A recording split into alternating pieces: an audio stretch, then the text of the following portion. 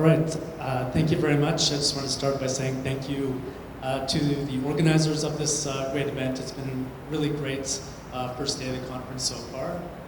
So thanks to the organizers and all the volunteers that have made it possible. Also thanks to Dr. Penados for collaborating with me on this paper and on this really exciting project. So this paper is an attempt for Dr. Penados and I to describe ongoing efforts by my communities in southern Belize to visualize and imagine and construct a Maya future. And yeah, it's an effort in us to think about the significance of these efforts. So in 2015, the Maya people of southern Belize obtained a landmark court ruling in the Caribbean Court of Justice affirming their rights to land. In the aftermath of that court ruling, the Toledo Alcaldes Association and the Maya Leaders Alliance initiated efforts aimed at imagining and constructing a Maya future. In this paper, we argue that the Maya movement in southern Belize should not be simply seen as a territorial struggle over land and resources, but a biopolitical struggle to secure the freedom to envision and craft and construct this Mayan future. The Maya movement, we argue, can be seen as a reflection of an indigenous biopolitics or biopower, or biopower from below, aimed at securing a Maya future that builds on Maya cultural values and ways of being.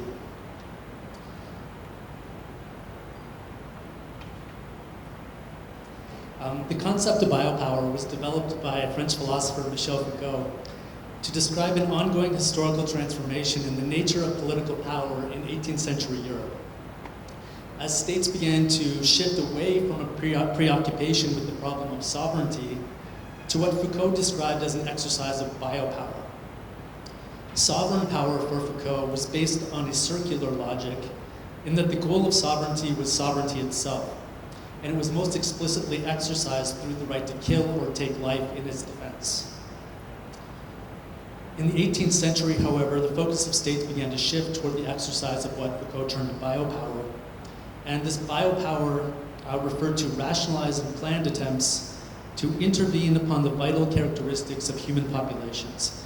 It's a form of power which has as its end not the security of the sovereign, but the welfare of the population, the improvement of its condition, the increase of its wealth, longevity, and health. So while biopower is used to describe these efforts to promote health and well-being, biopolitics can be used in reference to debates and contestations relating to efforts to secure the health and welfare of human populations. In this paper, we're arguing that indigenous movements around the world can be usefully interpreted as biopolitical struggles and contestations relating to efforts to improve and promote the health and vitality of populations, as well as to contestations over the very meaning of terms like health, well-being, and development, etc. A recurring claim of indigenous peoples, for example, has been that conventional approaches to development have not worked to secure their health and vitality, but have served to undermine and threaten their way of life. Rather than securing their health and well-being, conventional approaches to development are seen to draw on and perpetuate colonial relations that disrespect indigenous cultures and work to degrade and destroy the environment and land on which indigenous peoples' lives depend. So while Foucault's concepts of biopower and biopolitics were used to describe political transformations in Europe, similar changes can be seen to have occurred as well in European colonies. Indeed, one of the most explicit manifestations of biopower has been colonial and post-colonial efforts and attempts to develop peoples around the world, particularly indigenous peoples. In Belize, for example, British efforts to assert sovereignty through violent conflict with Maya peoples throughout the 1800s gave way to biopolitical efforts to promote the welfare and improvement of Maya communities. In 1941, for example, the governor of British Honduras appointed an interdepartmental committee on Maya welfare tasked with considering, quote, ways and means of improving health conditions, agriculture, and education in the Mayan Indian settlements of the colony. This initiative was followed by a long succession of colonial and post-colonial development efforts aimed at improving the Maya, which ultimately stimulated the resistance commonly referred to today as the Maya movement. In 1986, the TMCC, the Toledo Maya Cultural Council, addressed the United Nations and outlined the organization's concerns about development efforts in Toledo and their desire for the right to determine their own future. In their address, they stated, quote, "The land policy of the government of Belize since 1980 has tried to abolish the reservations and stop recognizing a traditional form of government. All we're asking here is that our legitimate rights to determine our own destiny are recognized." In the 1990s, the Maya movement was revitalized in response to the granting of logging concessions in southern Belize to Chinese and Malaysian corporations, and resulting in the first legal challenge by Maya communities asserting indigenous land rights in 1995 in a case that was never heard. And then finally, this Maya movement was again revitalized in 2007, again in response to concerns around development concessions and oil development exploration, ultimately resulting in a series of legal cases and challenges from 2007 to 2010, 2015, ultimately resulting in the decision by the Caribbean Court of Justice to affirm the land rights of Mayan peoples. So in the aftermath of these decisions, the Toledo Alcaldes Association and the Maya Leaders Alliance have instigated and initiated this process, this visioning process, aimed at developing a collective Mayan vision for the future of Mayan people, the future that they want to build. From here, we're going to move on to describe the results of this visioning process, and Dr. Penados is going to take us through that. So this is like wrestling, right? It's a tag team. Okay, so a couple of things. So before I go into to show some of the results of that. One is that, as Jim stated, there's an effort of the Maya Leaders Alliance and Alcalde Association of articulating a vision of the future post-2015. So that's kind of the main focus of the data that was collected. And I engaged as an engaged scholar in that process, so I then can use the data to do something else. So we're going to look at that, and that's kind of where Jim and I are collaborating to see what additional meaning we can extract from this. So in thinking about the process, how do we facilitate this process of articulating a vision of the future that does not fall within the discourse of development? That was the first question that motivated this process. So we developed the methodology in collaboration, along with the Maya Leaders Alliance and Alcalde Association, and we came up with the idea that it was important to engage in a process of what can be called a process of rerouting and rerouting. Okay? So rooting ourselves in who we are to imagine the future. So that's really informed the process. And to do that, then we engaged, as you saw in the pictures there, we used kind of an arts-based approach that engaged young people, women, leaders, men, in drawing out who are we, and two, what is our vision of the future. And these are some of the themes that came out. One, the concept of Ral Church. We are people of the land, we care for the land, we depend on the land, we live on the land. And we're going to very quickly what I mean. Two, identity, language, and culture as something very important to who we are.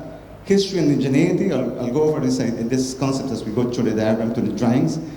That we are knowledgeable, intelligent, and capable, so vision, kind of an asset-based vision, a positive view of the self. We are productive, hardworking, self-reliant. Hardworking was a concept that came across everywhere. Hunahil, communal, unity, and community is another of the key themes. And the idea that we have resources, both cultural and natural. So these are some of the diagrams that came out to respond to the question of who are we. So I want to draw some attention to some of the key issues here. So as I said, one of the concepts was this idea of we care for the land. The land is productive, we live on the land, And so if you notice in all the diagrams, there's always the presence of the forest, and people talk about how the forest is producing food.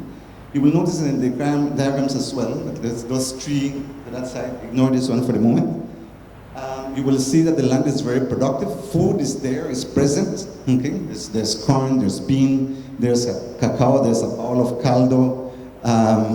Over there you see people planting, kind of the activities of Whereas Maya people, always that connection to the land. And I could show you lots of diagrams, but in all of them it becomes clear, okay, that the forest, the land is always present, it's productive, it's active, it's caring for us, and we are caring for it. Okay?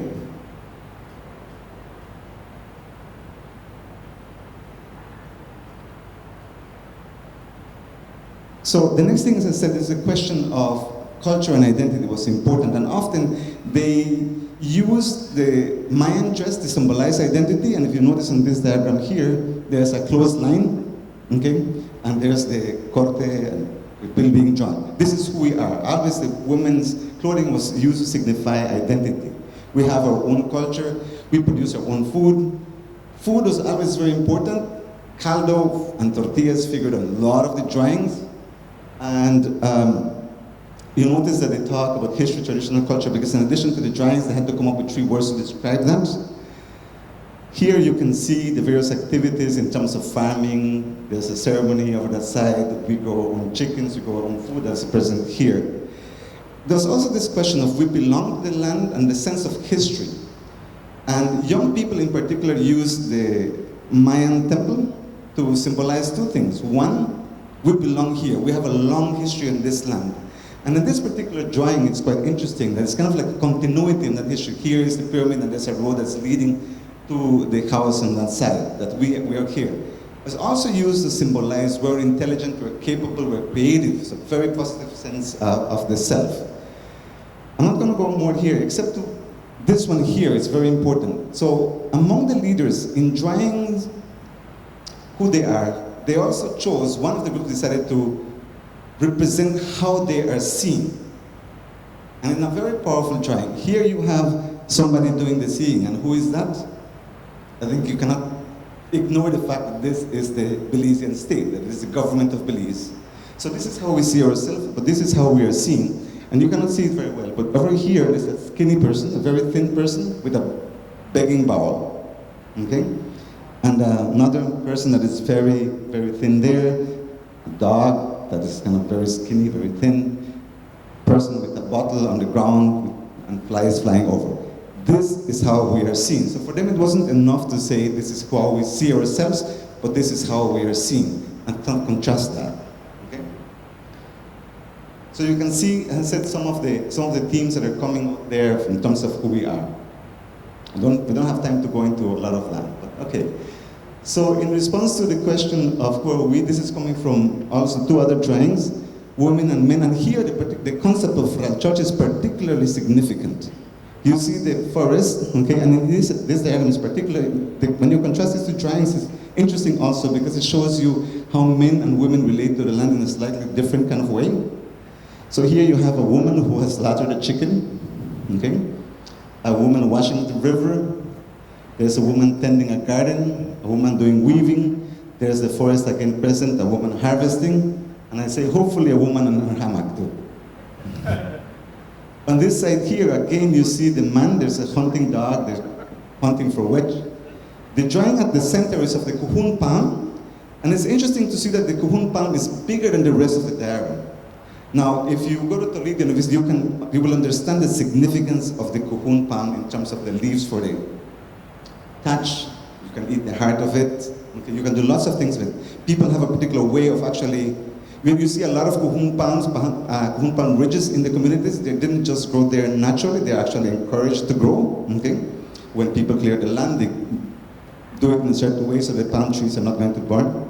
So you can see that there. So again, kind of see, I said, particularly illustrates the concept of real church. So let's just go to the vision, dream of the future. This is from young people, okay? So suddenly now you see certain things there. The roads are paved, okay? Now it's interesting because for young people, one of the things that I identified as the key challenges was said that the roads are bad, that going to school is terrible. You have to go on these long trips to go to school. So having improved infrastructure is very important to them. Play areas for young people. You see certain facilities like churches, school, hospital, health that always is present. But you also see the forest, and you see the mountains there. And they always, of course, Kekchi people always talk about the Sultaka, spirits of the mountains. And so it's very important to keep that there. And here you can see, for example, this is a resort, and there's a zip line. Okay? There's a zip line there. You still see the Maya temple there.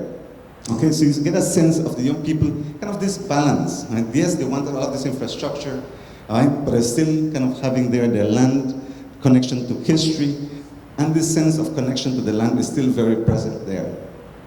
And this other one there with women, that's particularly interesting because they had also wrote down, and a good future dream is to have a home and land to work in order to grow our own local food. Because it's not just to have land and to grow food and to eat anything, but to eat our own food. Safe space for children, that was always very important. Women particularly were very concerned about the environment. They always drew, there was a group of students, of women who drew a bad dream kind of diagram where all the trees are knocked down and a good dream that is really forested. So you see a lot of that. So very specific in terms of what they will see in the future. Unity, people working together, supporting each other, have clean river and environment, that was very important to them. Okay, so these are three other drawings here. In this top diagram, you will notice that it says Maya Bank, Maya Health Center, Maya School, and it says, welcome to the Maya people's land. So a sense of autonomy and self-determination. It's not that we're not against having a bank, but it's our bank. We control it. It's not only about education, it's our Mayan school. There's another drawing in which they drew a classroom and there's one chalkboard. Typical classroom, but in the title there says Mayan history, Maya land rights, and talking about our own thing. Or sometimes they would draw the school and name it in Kekchi language. So it's very significant to name it in Kekchi, not just to say this is a school. Okay, this is the Soledad.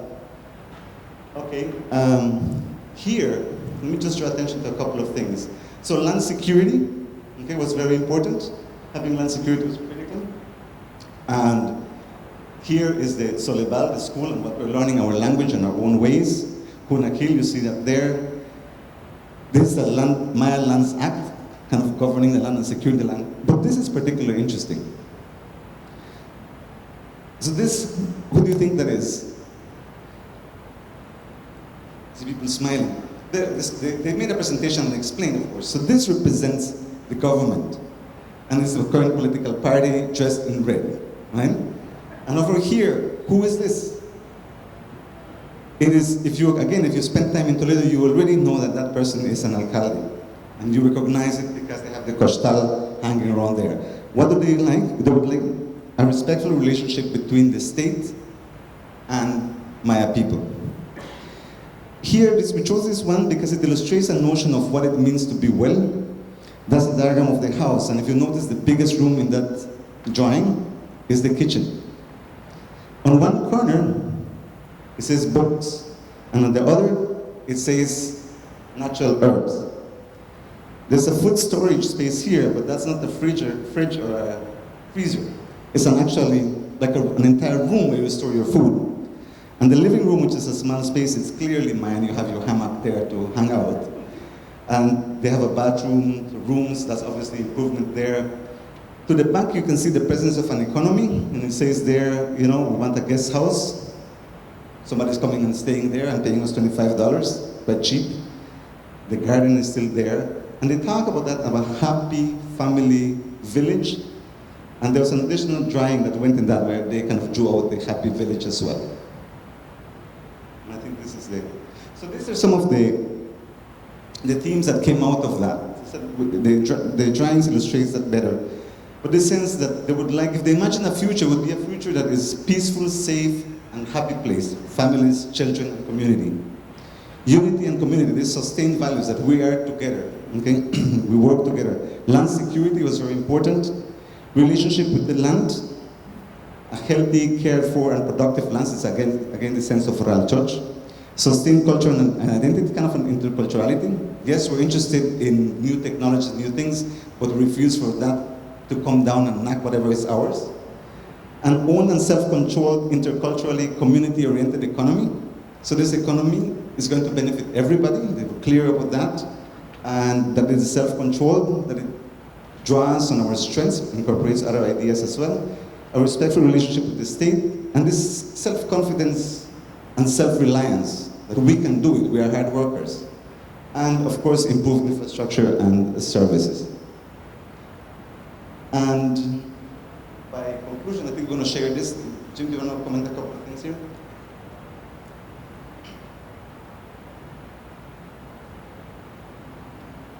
Okay, so before we go there, so maybe I'll just explain this diagram here, if we have a couple of minutes. This, I think, was particularly powerful, okay, in the sense that this woman drew who we are, how are we, what do we want. Who we are, she chose to draw who we are in terms of the clothing, but also corn mill. That is obviously not a technology that you could say belongs to the Mayan, right? But she has owned it and re-signified it. And in this one here, well, this is chicken color. What do we want is we want land in order to produce our chicken, to grow our corn, so that we can eat our caldo. Okay? Which I think was quite powerful when you look at what the significance of caldo is. So in terms of general conclusions, and what I was talking about before in terms of biopolitics, I think one of the important things we can take away from this exercise is a clear idea that what the Maya movement is about, what Maya people have been struggling for, is not simply land and territory, but the Mayan struggle has been part of a larger struggle to secure indigenous ways of life and collective well-being.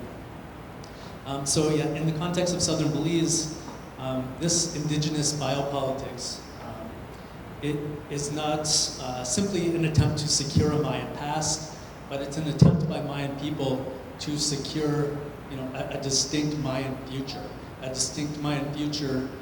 they have some degree of autonomy in developing and constructing. I think, importantly, this is also a struggle and an attempt to build a future that values Maya people, Maya assets, Maya knowledge, Maya ways of being, the Maya connection to the land, rather than simply seeing these as problems to overcome and as things that need to be improved or eliminated. So this is an attempt to build and visualize a future that is affirmative of Mayan culture. And then I think finally, I think it's also important to recognize, as Dr. Penados was mentioning, that these visions don't really reflect a rejection of development or a rejection of the state or a rejection of the market. These visions and images and drawings are reflective of an attempt by Mayan people to re-articulate or reposition their relation to the state, to the market, and to their own communities as well. So I think those are some of the main issues that I just want to highlight there. Thank you.